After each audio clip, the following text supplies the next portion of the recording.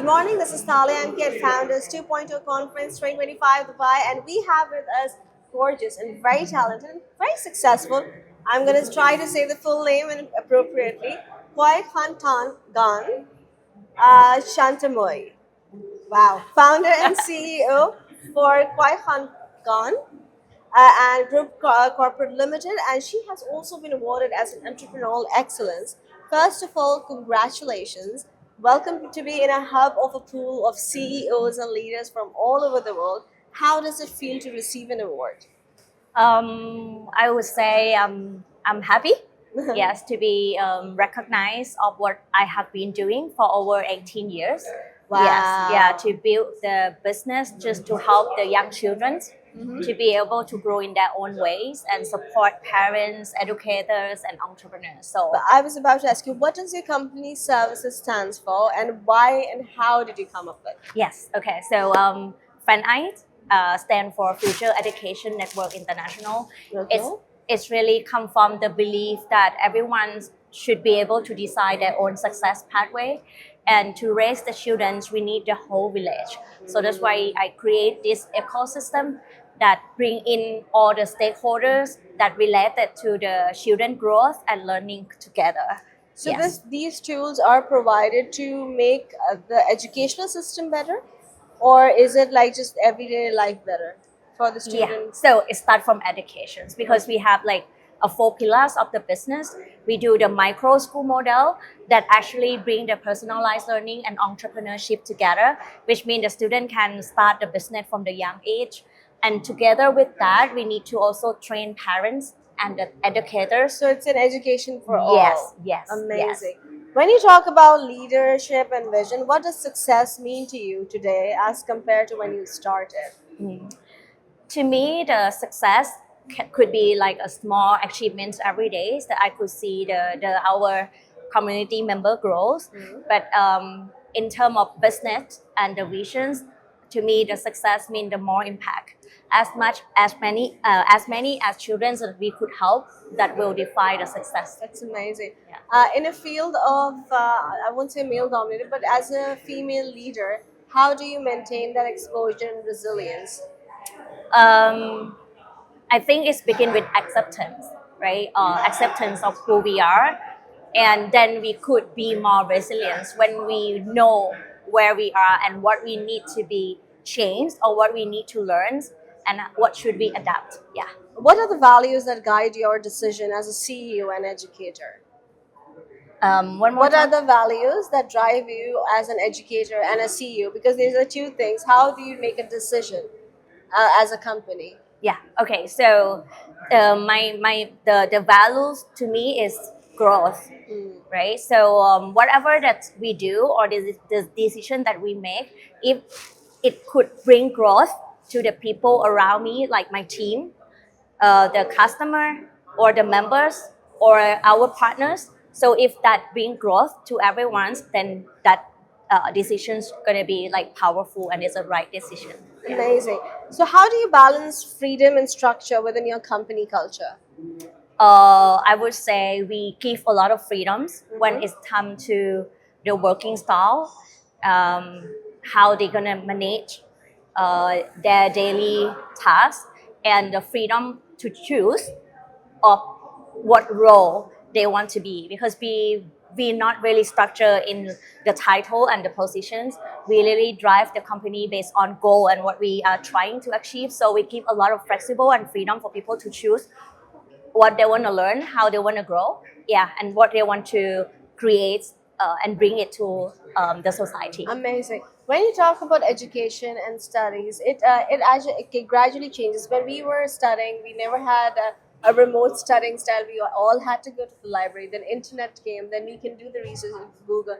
How do you balance as an educator and CEO, and when you are also making next generation give education, literate them? How do you balance it? How do you update your company and make sure all the operations are run smoothly? Okay, so to make sure that we balance, it's to give always the rooms for something to be very dynamic because we need to cope with change and the trend all the time. So we are not really run the traditional way of learning, which means the role of the teachers need to be changed to be a coach and facilitator that allow them to just learn together with the students. Amazing. And me as a founder, I also need to allow myself to just learn together with my team as well because the new thing coming all the time. How do you think AI is helping or can be problematic for you in going ahead as a CEO? Okay, I would say AI will help a lot as a tool, and I don't really believe that it's gonna be 100% replace human talent in the near future.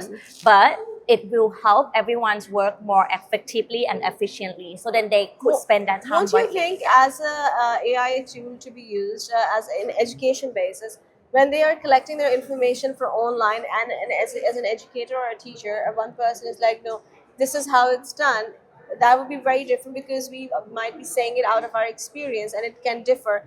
How do you control or understand that situation and lead on ahead? Because as a student, as they're very naive and then very curious, they'll be like, no, but this says this and you're saying this, which is right. Like, wow, how can you deal with that kind of confusion? Yeah, so we need to make sure that we train everyone to have a ability of critical thinking and also ability of find the reference to really prove that they can trust the information or not. So it's not about the tools, it's about the thinking. Yeah.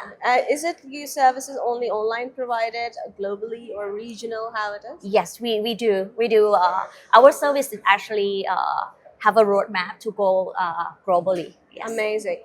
Before you go, I want to know, as a like, did you had any mentor to look up to that lead you to become this kind of an educator, not CEO, as an educator? Definitely, and I really value that everybody need the right mentor and coach to support your journey, and that is also the reasons why I have the ecosystem of mentor, so then we could really support everyone in the society. When you're dealing, I think so the students might be easier to teach than the parents because they're already too firm. Do you feel difficulty or a challenge when you're educating the parents as well, because they're so grown up and used to their way of living life? How Yeah. do you deal with that?